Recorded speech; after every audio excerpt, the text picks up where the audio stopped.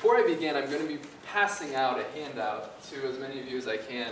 I'm going to warn you that my presentation is a little complex, so it will be helpful to have this guide sheet.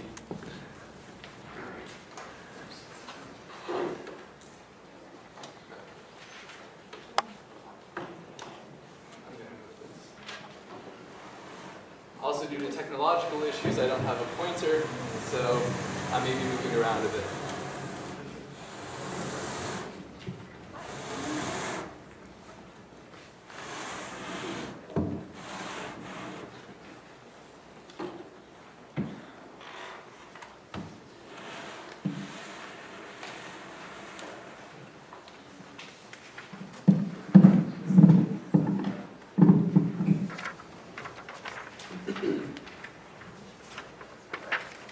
So, before I ask the timer to begin, I want to ask you to do something. I want you to stop and reflect on all of the walls in your lives. And I'm not just talking about physical barriers, like the walls of this building separating the interior from the exterior, or the walls of your dorm room separating the common room from your sleeping space. What walls exist in your mind? What would you never do? Where would you never go? And why? What sort of walls have you broken down? Or perhaps overcome, maybe by coming to Southwestern, by speaking to someone that you never thought you'd speak to before?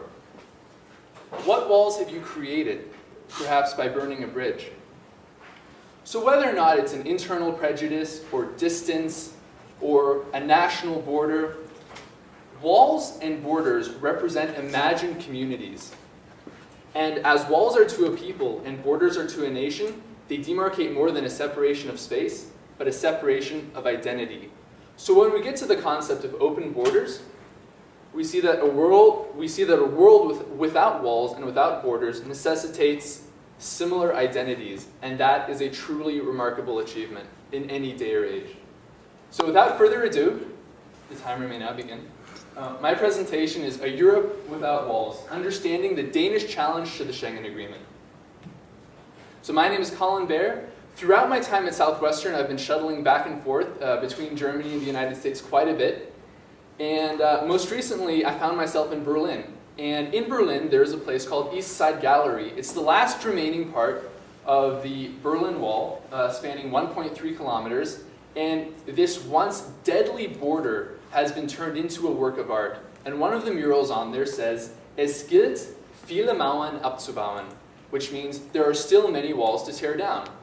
And they're right. Separation barriers characterize nation states more than anything else in the world, in one place, everywhere except the European Union. In the European Union, more open borders exist among nations than anywhere else in the world. And it's because of the Schengen Agreement, which allows for the free movement of people between states. This was instituted in 1985 as part of the general economic impetus providing the base for the European Union. Now, the reason I'm interested in this case is because of recent challenges to the Schengen Agreement. You'd think open borders, everyone can move around, that'd be great, right? Well, in 2011, Denmark said no and reinstituted border controls on the Danish-German and the Danish-Sweden border, coupling with the rise of the anti-immigrant, anti-EU Danish People's Party. Now this is significant because this reflects a trend of rising nationalism in Europe. We're seeing similar anti-immigrant parties calling for closed borders, calling for being against the EU in France, Sweden, Italy, and elsewhere. So my puzzle, what caused the backlash against the EU's open borders? And throughout this I focus on Denmark because Denmark is the first to issue the real challenge.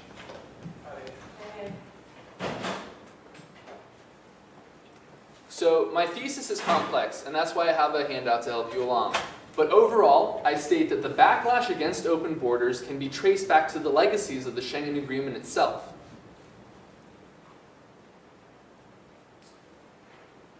Key to understanding that is the open borders paradox. The open borders paradox states that in order for the opportunity for the freedom of movement to arise, the incentives for the freedom for mass movement have to be reduced. Therefore, open borders cannot lead to mass migration. And it was one of these increases in immigration that did lead to a backlash in open borders. Additionally, the open borders paradox requires unity and reciprocity between nations. This also did not occur. Finally, I talk about the lack of a common European identity being one of the factors for European Union states failing to unite on key policies that led to the increase in immigration. And here's my argument. I argue that the rise in anti-immigrant parties came about from two factors. One, the rise in irregular immigration to Western Europe, and two, due to the Euro crisis. Now, focusing on the rise in immigration, I argue that that occurred due to two factors: the failure to unite on an outer border policy and the hasty enlargement of the European Union in 2004 and 2007. This reflects a disconnect between the priorities of the EU elites and national interests, which came about from a disparate European identity. On the other thread, the Euro crisis was exacerbated by a lack of fiscal unity, which came about from a decision by nation states to keep their national fiscal policies and welfare states, again underscoring a disconnect between the priorities of EU elites and national interests. Now raise your hand if you're confused. Okay, a couple of you. Okay. I'm going to go deep into the evidence and show you exactly my reasoning.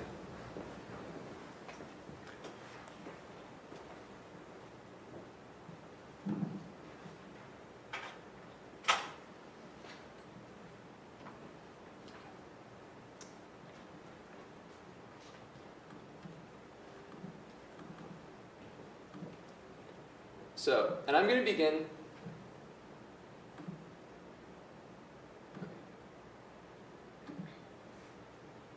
So to start, following World War II, leaders just chose the international relations theory of liberalism in order to foster a European peace and a European identity.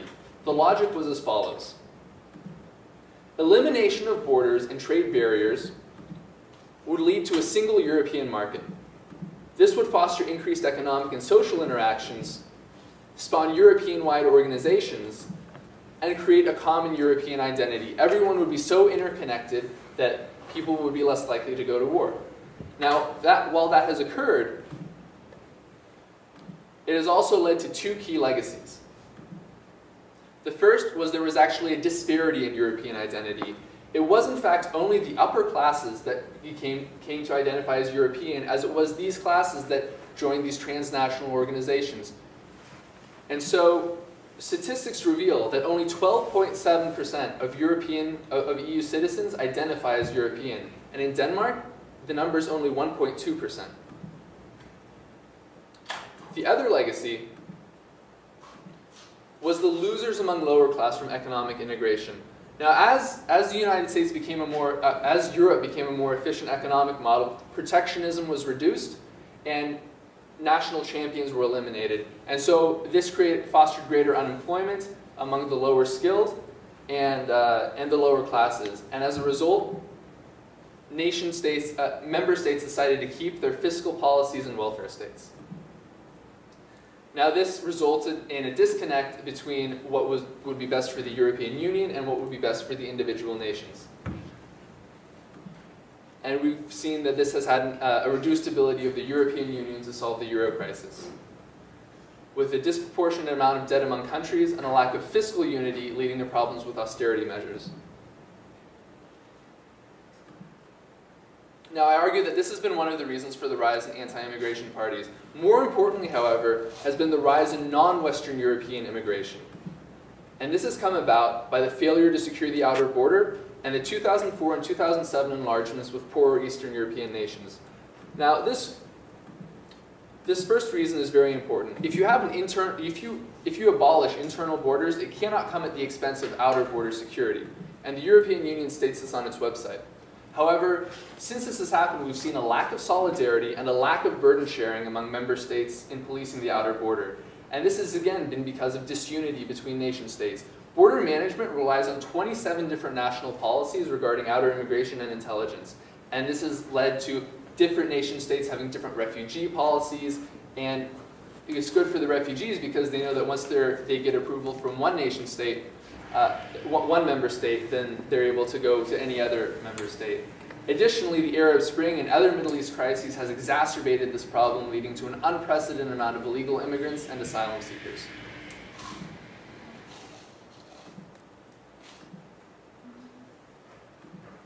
Next, the enlargements.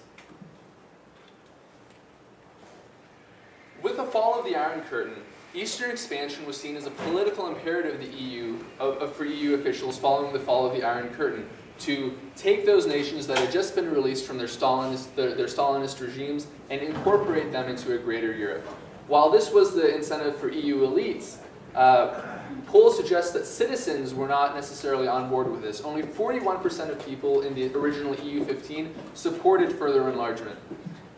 And they had reason to be concerned. The poorer nations were not necessarily ready for open borders. Romania having an average wage of 300 euros a month, Bulgaria, similar, rampant corruption and crime in these Eastern European countries, and questionable democracies as well in countries such as Hungary. And this, I don't want to bore you to death with the statistics. This is just one graph of the many that I have. But this shows the immigration flows following 2004, peaking. The pink line, in this case being Denmark, is showing the rise in immigration flows.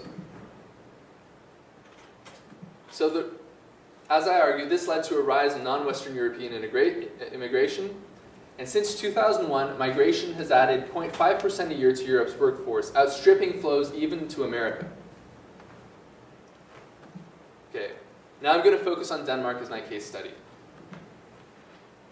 Denmark has been no stranger to the rise in immigration. From 1980 to 2011, foreigners in Denmark jumped from 1% to 6%, and the total amount of foreigners with EU citizens accounting for some of those foreigners account for 9.4% of the population. Muslims now account for 4% of the population, 40% being asylum seekers. And this, for Denmark, is unprecedented. Again, these are the statistics from CEE, Central Eastern European countries. Those numbers have doubled from 1990 to 2007. For Denmark, this is unprecedented. Denmark has a low immigration tradition. They don't see themselves as a country of immigration. They have a very low rate of even European identification, 1.2%. And following the Mohammed cartoon controversy, has exhibited rising anti-Muslim sentiment. In addition, with the euro crisis, public disapproval of the euro, which was never very high in the first place, reached a high of 65% in 2011. Now, this has led the rise of the Danish People's Party. The Danish People's Party was formed, interestingly, right around the time that immigration was rising, in 1995, on an anti-immigration, anti-EU platform. They were elected in 2001 to a coalition government with the center-right Liberal Conservative Party, and are now the third most popular party in Denmark, receiving 13.7% of the vote. In general, anti-Muslim sentiment has boosted support for both parties, and in 2011, they achieved critical mass to wresting a concession on border controls from the Liberal Conservative Party in exchange for pension reform. Now, this sort of is the key part of the study. Does an increase in immigration actually lead to an increase in anti-immigrant parties? And a study by Gerdes and Weidensjoe shows that when you have an increased share of non-Western immigration, it does increase support for anti-immigration People's Party and the Progress Party. The Progress Party is actually pro-immigration, but owing to coalition politics, because the DPP were in control, they were able to gain from that share in non-Western immigrants. These findings confirm the open border paradox.